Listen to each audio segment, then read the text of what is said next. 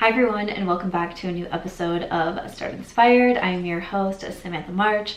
Thank you so much for listening to a new episode, or if you are watching on the YouTube channel, thank you so much for watching. I just wanted to pop on. Honestly, I've been hanging out with friends today, but I was having a conversation with one of my friends about getting out of routines, and I just felt really inspired to come and record an episode. So I feel like this one might be a bit of a short one, but I also told myself when I was bringing back the podcast that if I just had something, an idea, a spark, something, even if I just wanted to sit down and talk for 10 minutes, then I wanted to do that. And I could sprinkle in some shorter episodes with some of the longer episodes of the podcast as well. So that is what we're going to be talking about today. I want to give my take on getting out of routines and how to get back into them, and how getting out of a routine I don't look at as a bad thing.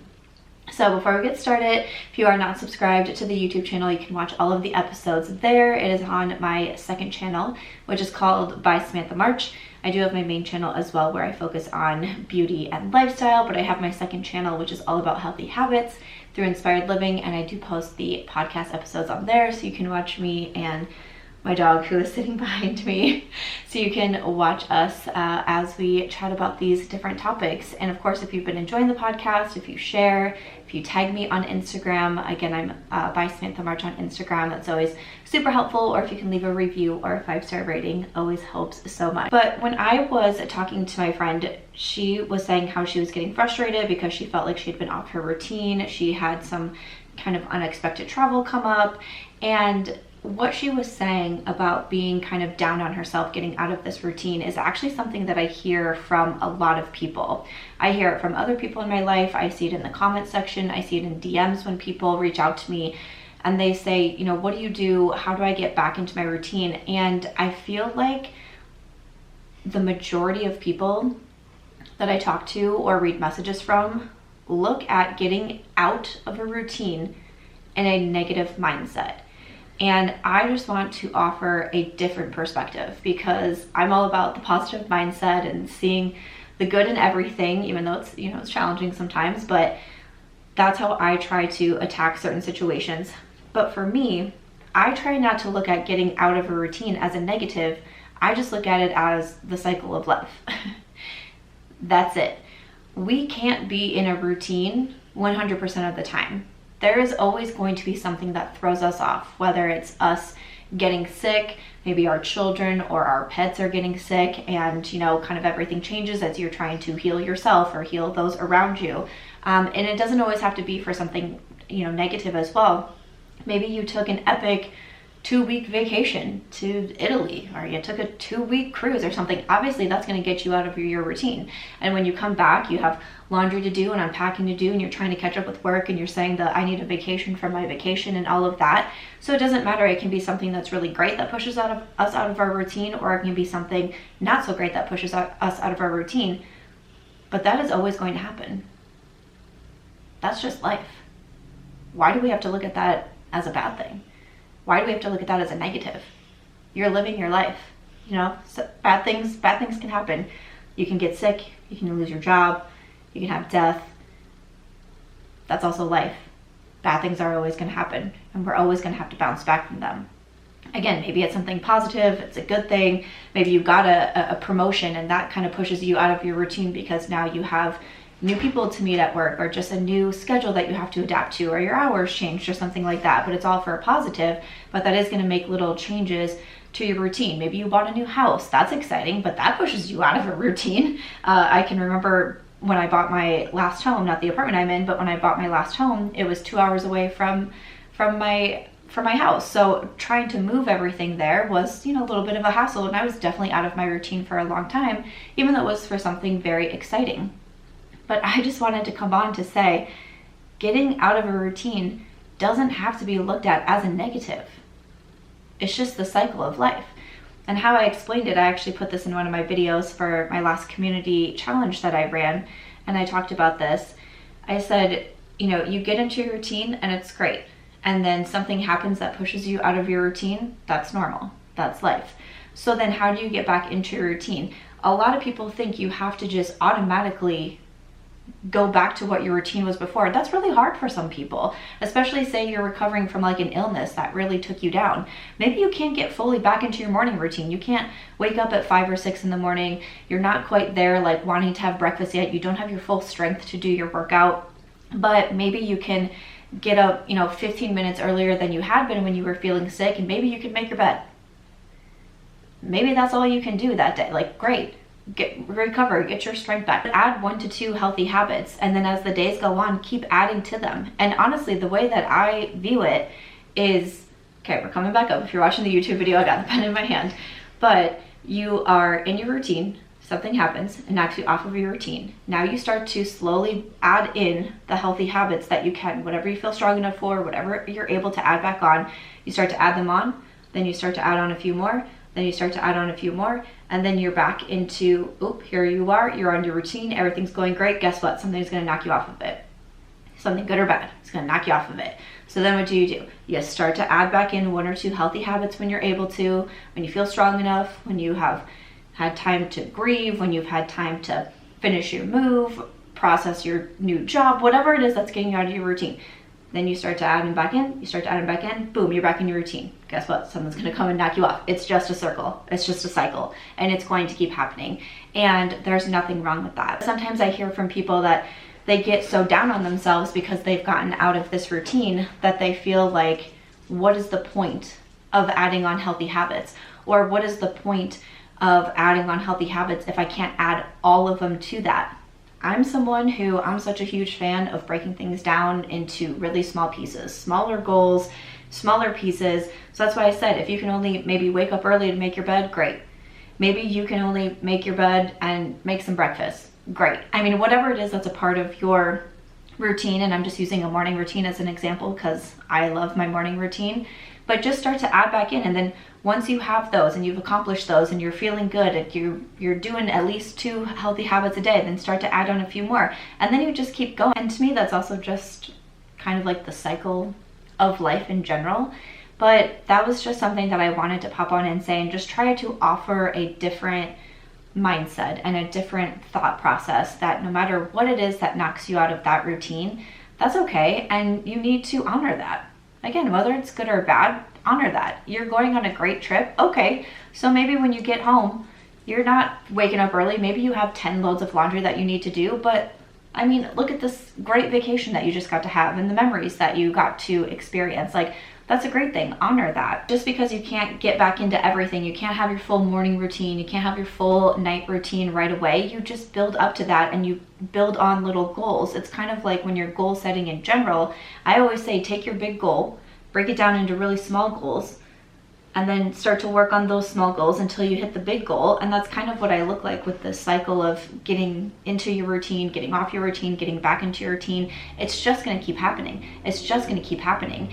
And the more that you work on slowly incorporating a couple of healthy habits here or there and building on, the easier that you will be able to get into that new routine. So when you're knocked off your routine, you're already in a new routine of setting yourself up for success because you're slowly adding in the healthy habits. You're not just leaning back and thinking, you know what, I got the flu, I went down with bad allergies, so now I'm just gonna like wallow in self-pity and I'm not gonna add on any more healthy habits and I'm just going to sink lower and lower and I mean, what, like that's not a good thing. Just start to slowly add on those healthy habits a little bit at a time.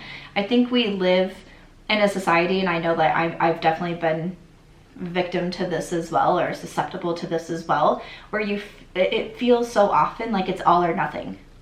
If you can't do all of your healthy habits in one day, what's the point of doing 1 or 2? If you can't eat clean all the time, what's the point of substituting kale chips for French fries? And that is just not the way that I choose to look at things.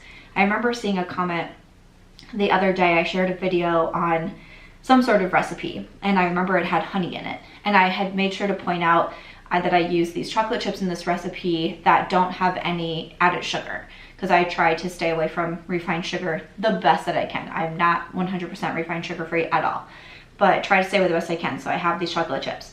and then I added in honey. And someone commented and said, there's no point in choosing sugar-free chocolate chips when you add in honey that has natural sugar in it.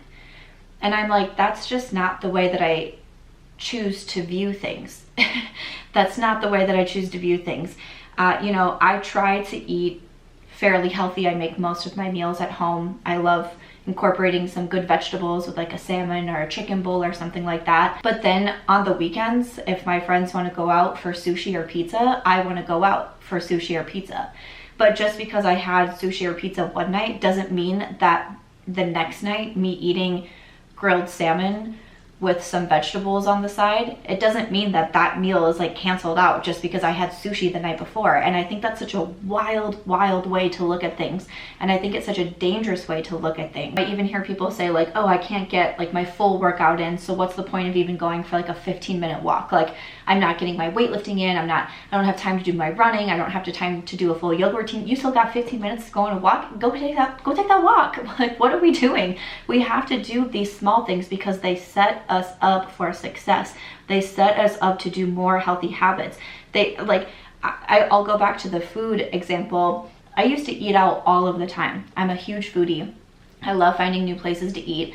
So I was definitely in the habit of going out to eat all of the time.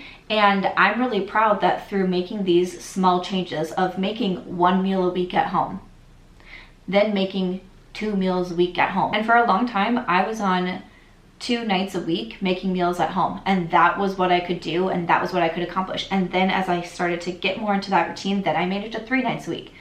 Now I'm at 5 or 6, sometimes even 7. Now it's more rare for me to go out to eat, but when I have that one night that I go out to eat, I don't think now I'm gonna go out to eat the next 6 nights, because what's the point of me making meals at home? I went out to eat one night. I just think that we have to stop with this all or nothing mindset. And it goes back to when you get off your routine, you don't have to stay off your routine. You can slowly get back into those healthy habits, because that's actually the routine. That's actually the routine, is constantly trying to stay on that routine, because it's always going to be that circle. You're always going to get knocked off. It is life. There's always going to be something to knock you off your routine. Sometimes you might be able to be on your routine for a solid month. Sometimes you might be on your routine for 4 days before something else pops up. It's life, baby. We can't control that. But slowly start to add back into your healthy habits. Slowly start to get back into that other routine. And then the routine's gonna have, I'm saying the word routine so many times. Drink your water every time I say routine. But I just hope giving that different mindset or that different perspective helps you out when you are feeling frustrated and you're feeling like, what is the point? Why even bother to do one good thing today? Why bother to do 2 good things today? Why bother to eat healthy when I ate like crap the day before? Why bother to work out when I know that I'm gonna go out to eat tonight? Like, the excuses that I hear from people are just that. They're excuses. Because healthy habits are not easy to do. Staying in a healthy habit routine is not easy to do. Working on yourself and being your best self is not easy to do. It comes with a lot of work. And this is coming from someone who has changed her life in a lot of ways over the last several years. Hasn't been easy, hasn't been a big change all at one time. It's all been very gradual, but you have to stop letting yourself come up with excuses to not do it. And I think one of the biggest ways that we make excuses for ourselves is, oh, we fell off our routine. I was sick, something happened to my pet, my child was sick for 2 weeks, lost my job, got a new job, went on vacation, bought a new house, moving, whatever it may be. We are always going to be able to find ways to make excuses for ourselves to not do the hard work. It's getting over that. It's getting over that hurdle, and it's not making those excuses for ourselves anymore. So that's what I wanted to share today. I hope it helps. I feel like I had a little tough love at the end. But I hope that it helps, and I just hope that it helped to offer a different perspective, because so many people I feel like that I've been talking to recently say the same things to me. And I just wanted to come on and share what I have learned from the past 3-4 years now of trying to develop healthy habits consistently into my own routine and into my own daily life. I want to share what I have learned. I mean, that's the point of this podcast. It's the point of this whole second channel. And I sincerely hope that it was helpful. So I hope you enjoyed this quick episode. If you're watching on YouTube, thank you so much. My partner left me at one point. Apparently she just heard me talk about healthy habits so much. She's like, girl, I already know. I already know what you're going to say. You tell me this every single day. But I hope you enjoyed listening and watching, and until next week. Bye.